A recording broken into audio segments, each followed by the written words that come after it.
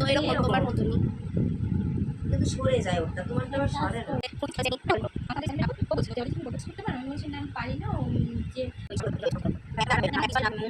সব দিকে সব হয় না।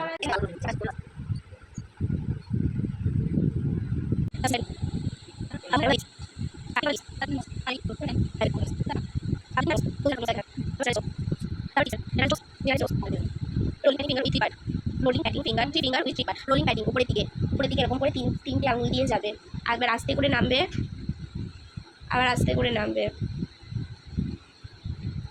3টে পার্টে হবে। ভিডিও করবে তো অল্প